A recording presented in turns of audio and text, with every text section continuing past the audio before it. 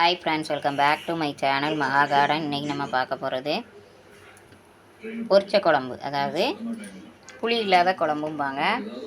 இதை வந்து நம்ம தேங்காய் போடாமல் வெறும் பருப்பு மட்டும் பாசிப்பருப்பு வச்சு எப்படி செய்கிறதுன்னு பார்ப்போம். இப்போ தேவையான அளவு காய் முங்குற அளவுக்கு ஓரளவுக்கு தண்ணி கொதிக்க வச்சுக்கணும். அதில் ஃபஸ்ட்டு நம்ம என்ன செய்கிறோம்னா மிளகுத்தூள் சின்ன ஸ்பூனுக்கு ஒரு 1.5 ஸ்பூன் மிளகுத்தூள் போட்டுக்கிறோம். ஏன்னா காரம் ஜாஸ்தியாயிரும். மிளகு வாடை போகணுங்கிறதுக்காக முதல்ல போட்டுடுறோம். கொதிக்கணும். ப்ளஸ் கொஞ்சம் மஞ்சள் தூள்,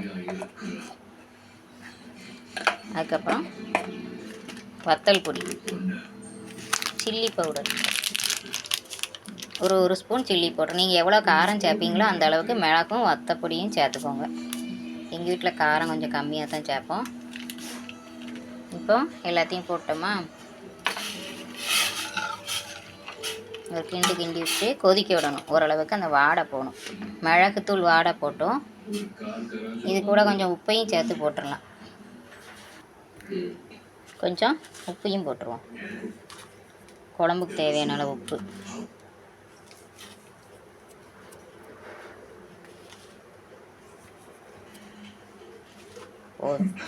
பார்த்துட்டு போட்டுப்போம். தேவைன்னா போட்டுக்கலாம். இப்போ இது கொதித்து வரட்டும். ஃப்ரெண்ட்ஸ், இப்போ காய்கறி வெட்டி வச்சுருக்கேன். என்னென்னா ஒரு கைக்கு முருங்கை இலை, கத்திரிக்காய் 1/4 கிலோ, அவரைக்காய் 100, புடலங்காய் ஒரு பாதி புடலங்காய், எல்லாத்தையும் நம்ம வெட்டி வச்சுருக்கோம். இப்போ இதில் வந்து தண்ணி கொதிக்க ஆரம்பிச்சிச்சு. அந்த மிளகுத்தூள் வாடை போனோடனே, வாசனை போனோடனே, இப்போ நம்ம நறுக்கி வச்சுருக்கிற காய்கறிகளை வந்து அதோட சேர்க்க போகிறோம். பாருங்கள் ஃப்ரெண்ட்ஸ், அது கொதிக்க ஆரம்பிச்சிருச்சு. இந்த ஸ்டேஜில் நம்ம காய்கறி எடுத்து அதோட சேர்க்க போகிறோம். எல்லாமே கழுவி தான் எடுத்து வச்சுருக்கேன், அதனால் அப்படியே நம்ம போட்டுடலாம். இப்போ அதோட சேர்ந்து வேகட்டும். கொஞ்சம் கருவேப்பிலை மட்டும் சேர்த்துக்கோங்க. முருங்கையில் போட்டதுனால கருவேப்பிலை கூட போட வேண்டாம். நல்லா தட்டுமுடி போட்டு வேக வச்சு ஃப்ரெண்ட்ஸ், இப்போ நம்ம எல்லா காயுமே இதோட சேர்த்துட்டோம். தட்டுமுடி போட்டு மூடி வச்சுருவோம். இதோட என்னெல்லாம் சேர்த்துருக்கோம்: உப்பு, மஞ்சப்பொடி, மிளகுத்தூள், வத்தல் தூள், இது எல்லாமே சேர்த்துருக்கோம். காய்கறியை போட்டு மூடி வச்சுருவோம். இப்போ ஒரு தட்டுமுடியை போட்டு நல்லா மூடிடுவோம். வெந்த உடனே காமிக்கும்.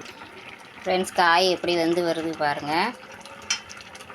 ஓரளவுக்கு நல்லா மூடி போட்டோன்னே வெந்துட்டு 3/4 வேக்காடு வந்துட்டு. இன்னும் கொஞ்சம் வேகணும். முருங்கைக்காயும் போட்டுக்கலாம் கிடச்சா. அது கிடைக்கல, அதனால் போடல. முருங்கைக்காய் போட்டால் ரொம்ப வாசனையாக இருக்கும். இதுக்கு முருங்கை இலை, முருங்கைக்காய், கத்திரிக்காய், அவரைக்காய், புடலங்காய், இந்த 5 காய் போடலாம். முருங்கைக்கீரை வந்து நல்ல ஒரு வாசனையை கொடுக்கும். இப்போ பாசிப்பருப்பு வந்து ஒரு 100 கிராம் நல்லா குழச்சி வேக வச்சு வச்சுருக்கேன். இப்போ நம்ம கடையத்தில் இது வெந்த உடனே பருப்பை தூக்கி சேர்க்கலாம் இதோட. ப்ளஸ் கடையத்தில் என்ன ஹைலைட்னா, நெய் இருக்குல்ல, அதில் ஒரு 3 கரண்டி நெய்யை விட்டு ஜீரகம், கடுகு, உளுத்தம்பருப்பு தாளிக்கணும்.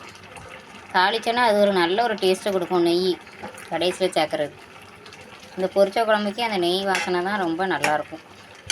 கொஞ்சம் வேகட்டும். இப்போ காய்கறிலாம் நல்லா வெந்துருச்சு. இந்த ஸ்டேஜில் நம்ம பருப்பு வெந்து வச்சுருக்கோம்ல, அந்த பருப்பை தூக்கி அதோட சேர்க்குறோம்.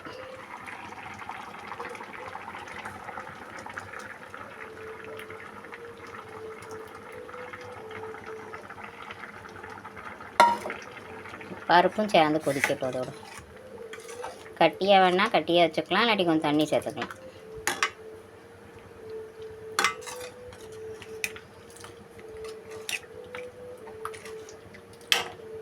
பாருங்கள் ஃப்ரெண்ட்ஸ், இந்த பருப்பு நல்லா வெந்திருக்கு. ஒரு மசிச்சு விட்ருங்க. அப்படி ரெண்டுமே சேர்ந்துருக்கும். காய்கறியும் பருப்பும் சேர்ந்து கொதிக்கட்டும். தண்ணி தேவைன்னா கொஞ்சம் விட்டுக்கோங்க. ஃப்ரெண்ட்ஸ், இப்போ பாருங்கள், 3 கரண்டி நெய் விட்டுருக்கேன் டீஸ்பூனில். இதோட நம்ம கொஞ்சம் உளுந்தம்பருப்பு, கடுகு, உளுத்தம்பருப்பு ரெண்டையும் போட்டுக்கிறோம். 2 ஜீரகம், அதையும் அதோட ஆட் பண்ணிக்கிறோம். ஜீரகம் நல்லா ஒரு வாசனையை கொடுக்கும் நெய்யில். இப்போ எல்லாமே போட்டாச்சு. வேணால் கருப்பில் கொஞ்சம் சேர்த்துக்கலாம். ஃப்ரெண்ட்ஸ் இப்போ நம்ம எல்லாமே போட்டோம். கடுகு, உளுந்தம்பருப்பு, இது ஜீரகம் எல்லாம் நெய்யில் போட்டிருக்கோம். பொரியட்டும். இந்த கடைசியில் நெய் விடுறது தான் இதுக்கு ஒரு ஹைலைட். பொரிச்ச குழம்புக்கு நெய் நல்லா வாசனையாக இருக்கு பாருங்கள். நல்லா கொதிக்கும்போது நல்ல ஒரு வாசனை கொடுக்கும். கடுகு பொரியட்டும்.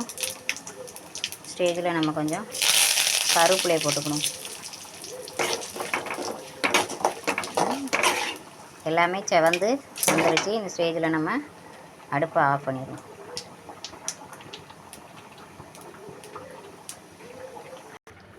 ஃப்ரெண்ட்ஸ் இப்போ நம்ம தாளிசத்தை அதோட சேர்த்துட்டோம். பாருங்கள், சேர்ந்து கொதிக்கட்டும். நெய்யோடு சேர்ந்து நல்லா கொதிக்கட்டும்.